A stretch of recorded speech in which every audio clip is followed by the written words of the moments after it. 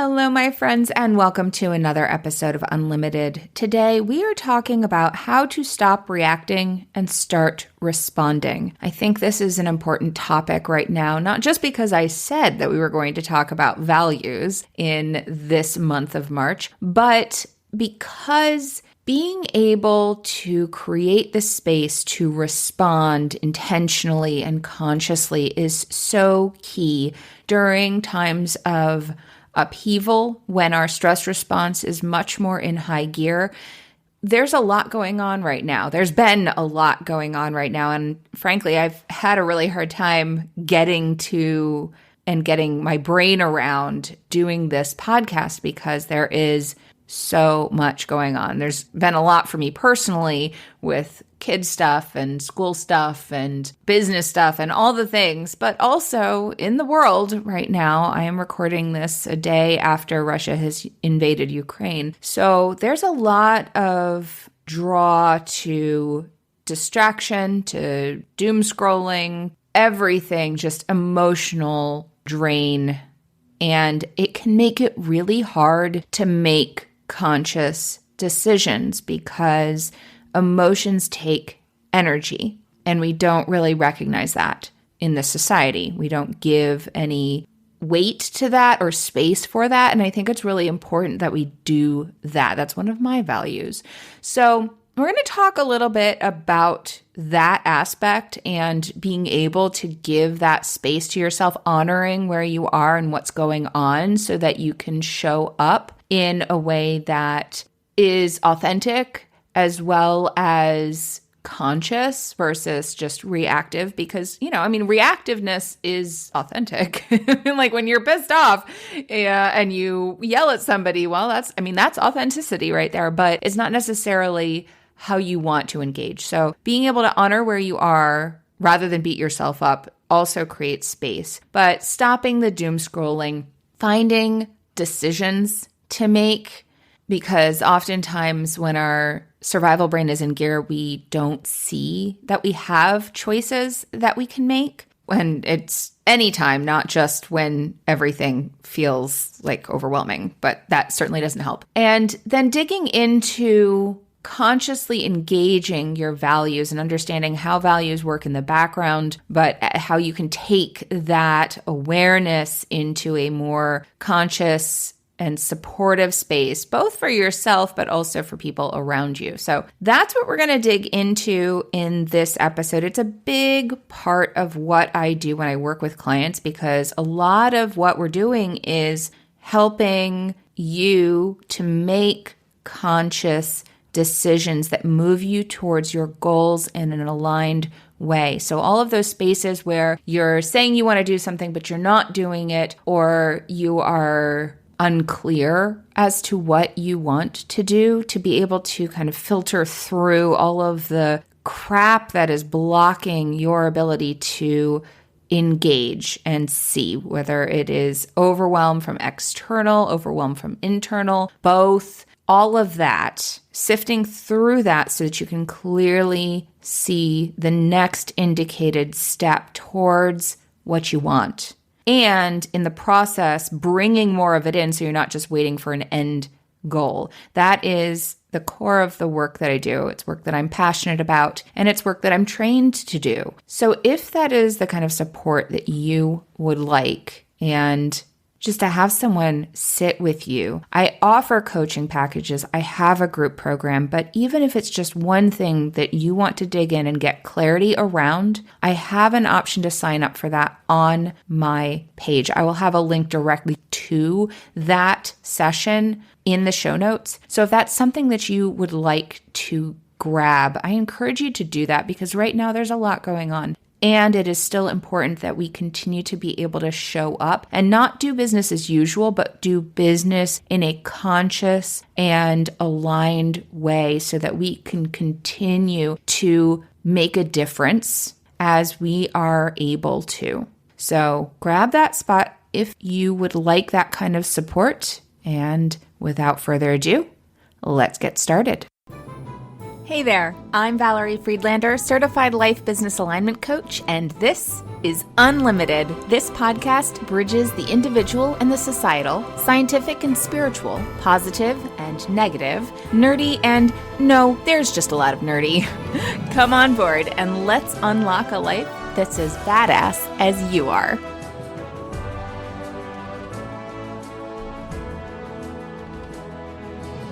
This episode, we are very focused on values and understanding values in order to ground ourselves in conscious values to be able to make decisions and step out of the reactive space.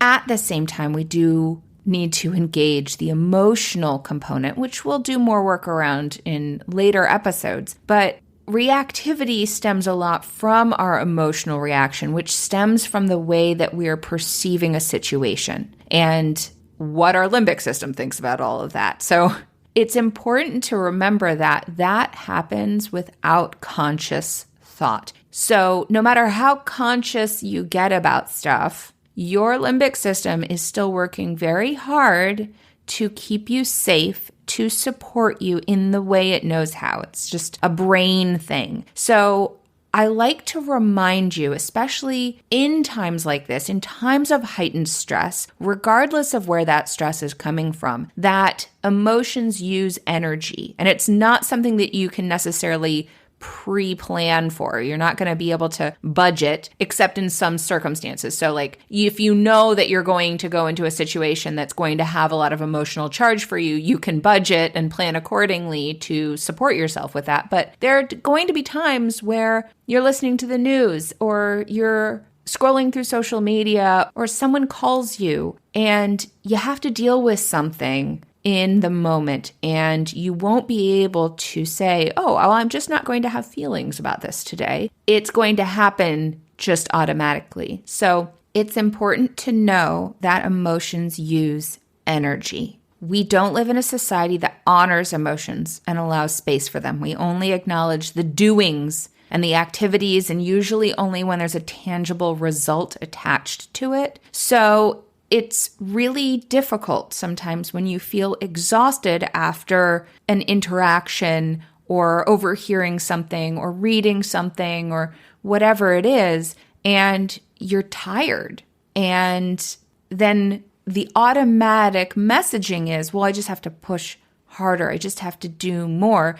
And to think something is wrong with you, that you're tired and you haven't, quote unquote, done anything. I call that out because this comes up a lot with clients where they're like, but I haven't done anything. It's like, well, actually, you did. You did do something. Actually, just today, I was on a call with a client who was doing some work around following through on some promises that she's made to herself, and she's really struggling with that. And we're actually going to talk about that, I think, in the next episode. But she was like, I keep not doing it, and I'm not doing anything, and I'm just lazy, and all these stories. And I was like, well, no, that's not true. I hear that you're doing a lot. You're just doing a lot that's not effective. It's not doing anything. And this is the first part of getting out of that reactivity and into conscious action is, first honoring where you are, honoring what's going on, honoring the emotional charge, honoring that you feel drained, however you feel, however much energy you have, acknowledging what's going on that's impacting you, that's creating an emotional charge, that's giving you more things that you need to think about and figure out.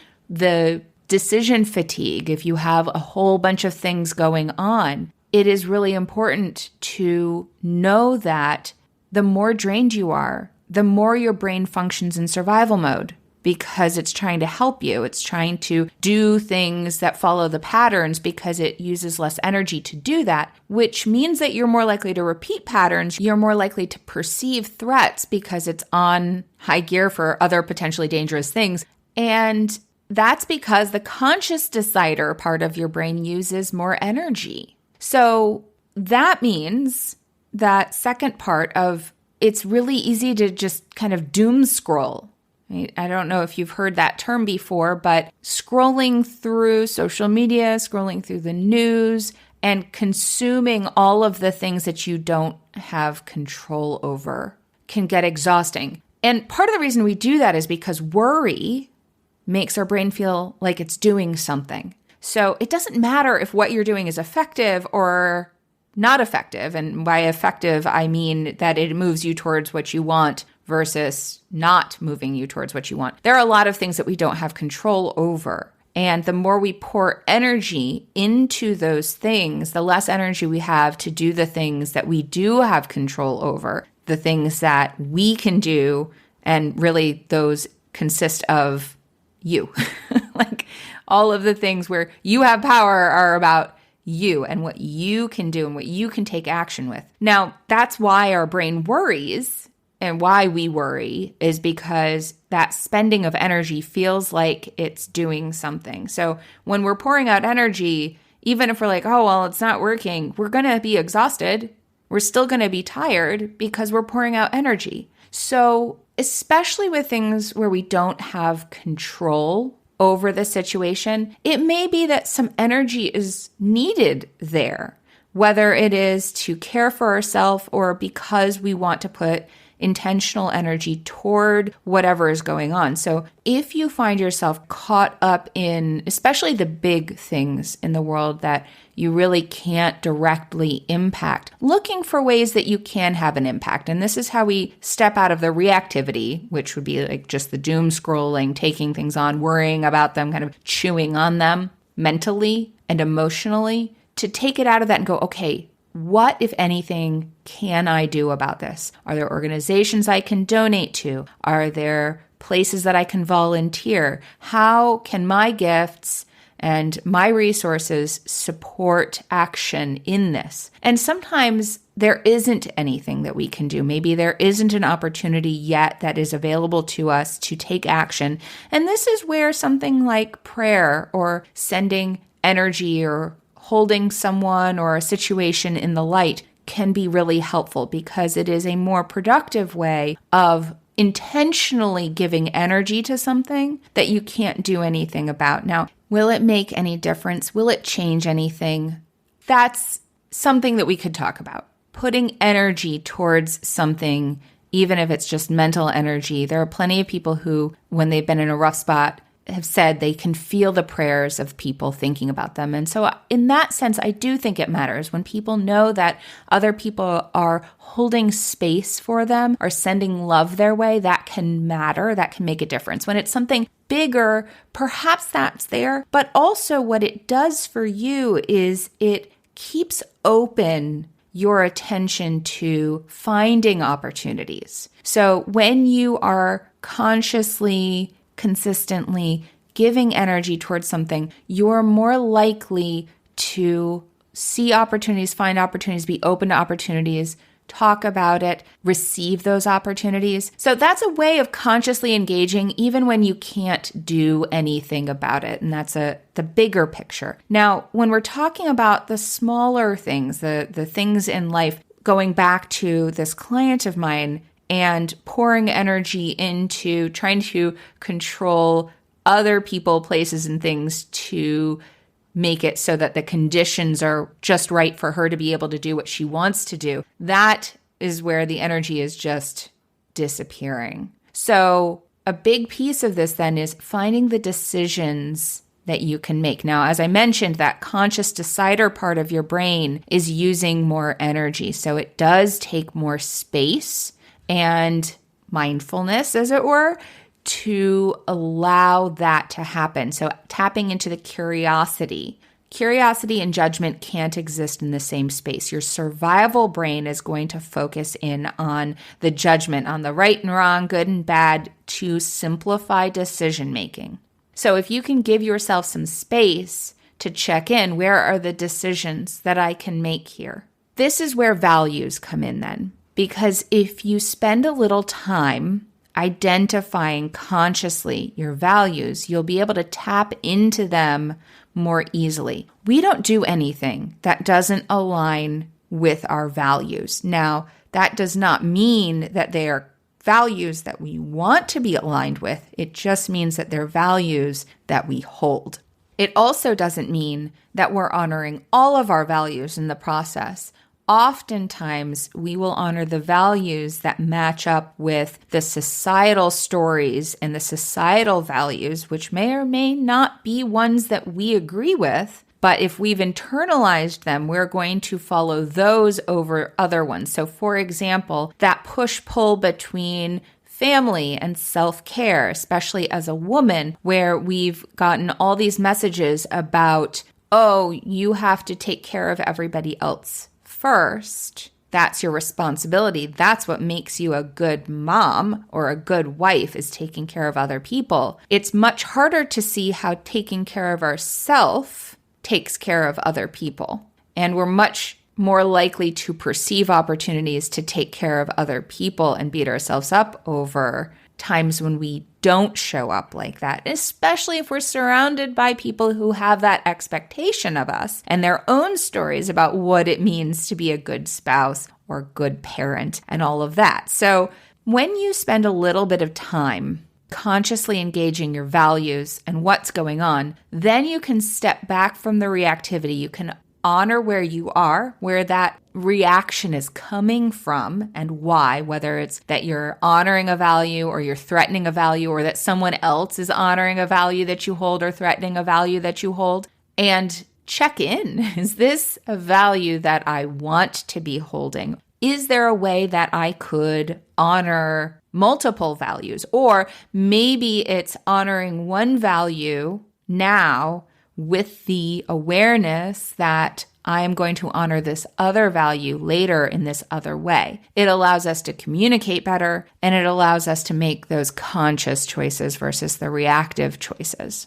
So one of the first things that I'll do with clients, and it's the second module of my course and of my group work, is digging into what values do you hold? So we go through a list of values and explore what values jump out. Now, I don't have a list that is entirely comprehensive. There are a lot of things on there, but it could be all kinds of things.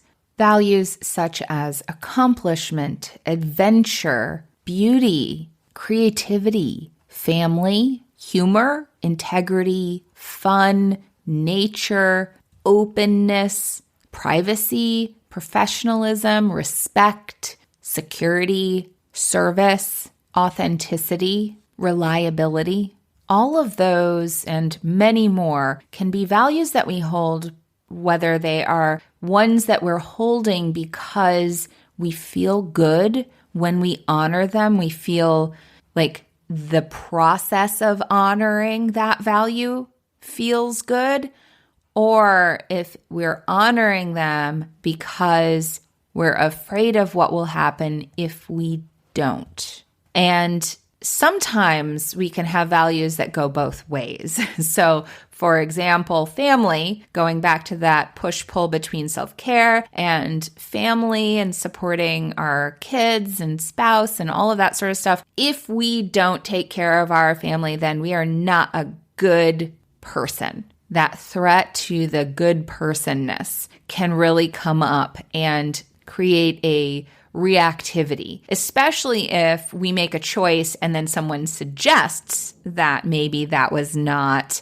caring for our family. That is something that will often come up with the kids, where they're like, don't leave, don't go out. I love you. Why are you leaving me?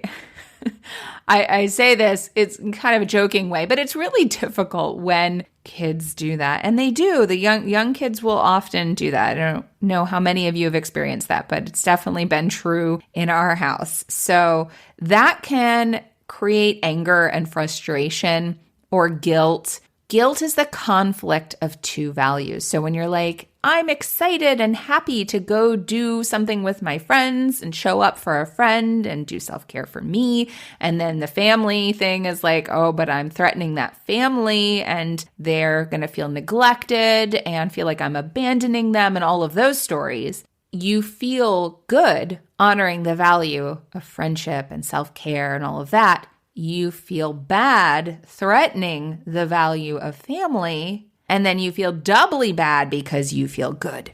So that's where that guilt comes in of I'm threatening my value well. That's where that guilt comes in, where it's like, oh, I feel good, but I feel bad that I feel good because I shouldn't feel good because I should feel bad.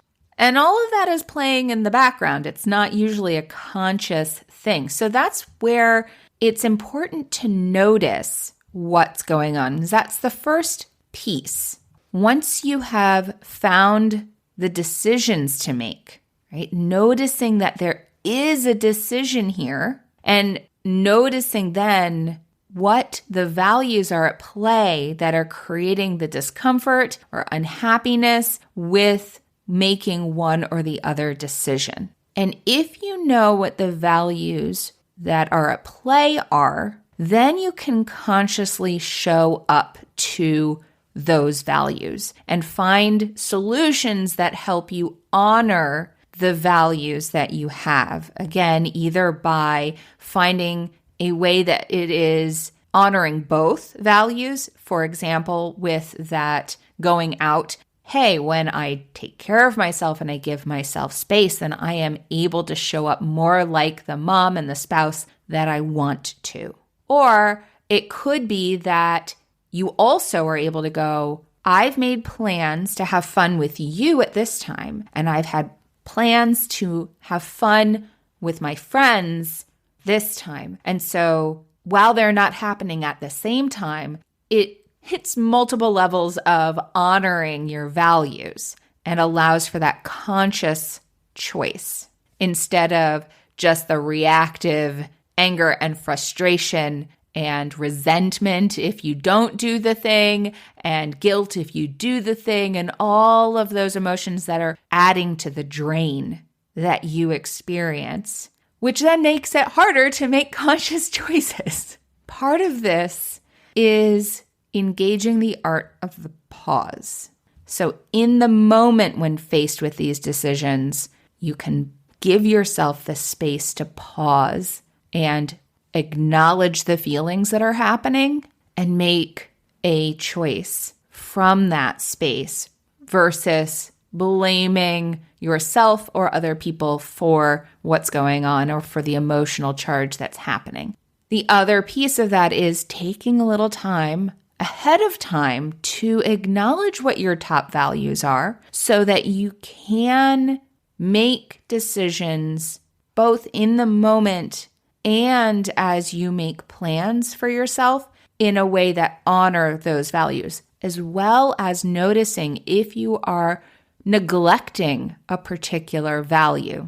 If you are neglecting a particular value, you are going to feel more drained because that cup is empty, right? We talk about that idea of filling our cup, but it's not just one cup. I mean, that's us, but we are made up of multiple cups, multiple values. So being able to go, oh, I have multiple cups here, and I'm only honoring this value of family all the time, and I'm neglecting the value of adventure. And so naturally, you're going to start resenting the part that is getting all the attention. It's kind of like having siblings. As I say this, I'm like, yeah, it's kind of like, if one sibling is getting all the attention, the other siblings start to get annoyed that that sibling gets all the attention. It's part of where some of the time management stuff comes in, like how you allocate your time. That is something else we will dig into more later. It's a core part of the process that I work with clients through. So it starts, though, with knowing what those values are so that you can engage them. I say this also with the acknowledgement our values shift. They do not stay static our entire life. As life changes, as things happen, you may have certain values that become more magnified, become more present for you, such as pre-children. You may not have had as high a value around family, and then it became much higher and more prevalent once you had kids. That also, though, can tie into some of those social norms and values that magnify our values in certain ways that may not be aligned with what we actually want. So it may tip the scales more towards the fear-based value versus the conscious value. When it comes to conscious values, there's also the ability to cultivate values. So when you look at the values that you hold, you may find that you're not pouring as much into a particular value that you would like to cultivate more of. And you may have a fear-based value, a value that you're holding on to because of what will happen if you let it go, or because of a certain story around that value that maybe it's time to release. So when you notice that, again, it does take more intention, and the more stressed you are, the harder it is to pour that intention, because your brain is going to more likely go to the patterns it already knows, which is honoring the values that it is familiar with and that come most readily, and especially the fear-based values, because those are the ones that have the most danger associated with them. If you don't honor this, then bad things happen. That's dangerous. Therefore, we're going to emphasize those. So just knowing that, and again, going back to honoring where you are versus beating yourself up, because I don't know how many times I've said this before, but I will keep saying it because it's so important to remember that when you beat yourself up for being somewhere, you drain more energy, which makes it harder to make conscious decisions. So it's kind of a self-sabotage, right? Like you want to just go, okay, this is where I am. Now what's the next choice? So we'll just go back to the beginning of the reminder of honoring where you are and finding the decisions, finding the places where you do have choice, and knowing what you're pulled towards. There's a purpose, there's a reason behind it, even if it's not what you want it to be. If you want to dig into this work, what I would encourage you to do is write down 5 of your top values. This can be difficult because, again, perfectionism can kick in. Oh, I want to pick the right ones. I want to pick the ones that are the actual top ones. It's okay if you pick them and then you're like, oh, actually, it's this one. Or you pick one and you're like, but it contains all of these other ones. It's totally fine. It's allowed to shift, and you're allowed to have more information that reveals new things. I always say, like, more shall be revealed as you go, and that is normal and absolutely okay. Do your best to write down your top 5, but hey, if you need to have more, that's okay too. No judgment. Write them down, and then write down what they mean to you. Why is this a value? What about this speaks to you? And then how well are you showing up to that? How much do you feel like you're honoring that value in your life? I usually like to do a scale from like 1 to 10. How well are you honoring that value in your life right now? And then what would it take to tick that up by 1? So say you are honoring this value at a 7. What would it take to tick that up to an 8 of honoring that value in your life right now? This way of exploring values can help you tap into solutions that maybe you hadn't noticed before, because again, when your brain is in survival mode, we only see what we're used to seeing. Our focus narrows. So when you give yourself a little bit of space to consciously engage your values, give yourself the space to sit down and write them out and really explore what they mean to you, then you can go, oh yeah, actually I'm not really doing a lot. What could I do to add this in? It taps into the curiosity instead of the judgment, and allows you to think outside of the box that you're used to being in. This is something that I do with clients. It's something that we're going to do in the Flow Mastery group in our 2nd month, because it is so pivotal for making those conscious decisions, those responsive versus reactive decisions. And this goes for any part of your life, whether it is family life, work life, any of it. So even giving yourself just that little bit of space can make a big difference. Also, it can make a big difference in relationships, because when you do that work to look at your values and what's going on for you and where you might be reactive because a value feels threatened, you will be able to notice more how that's impacting other people, like how their values are impacting their reactivity. And while that may not mean that you do anything different necessarily, you can have a little bit more compassion and take things a little bit less personally, which also reduces the amount of feeling threatened, because when we take things personally, it triggers our survival mode, it triggers our stress response, and then we tend to be reactive back. So when you can find those ways that reduce your taking things personally by acknowledging that, oh, this is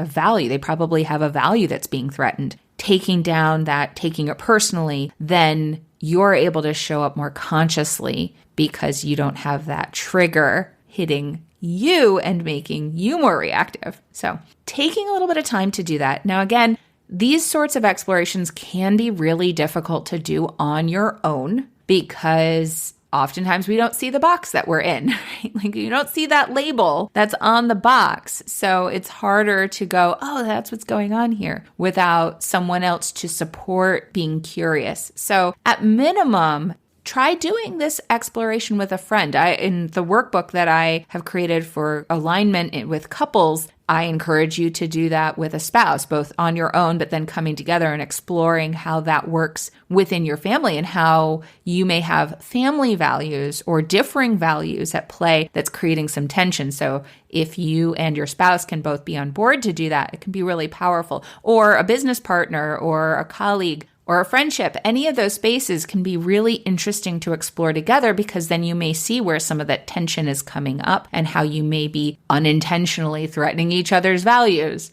If you want professional support to engage this and find solutions related to your values and be able to make more conscious decisions, both in terms of your goals and achieving your goals, then that's what I'm here for. So I invite you to get on a call with me and we can explore what that might look like for you. That's it for today. I am sending you all my love, and I will talk to you all next time. Thanks for listening. I so appreciate you being here. If you got something out of today's episode, please share it. Leave me a review, take a screenshot, and post it on social with a shout out to me. Send it to a friend, or, all of the above. Want to hang out more? Join me on Instagram. Or better yet, get on my mailing list to make sure you don't miss out on anything. And remember, your possibilities are as unlimited as you are. Allow yourself to shine, my friend. The world needs your light. See you next time.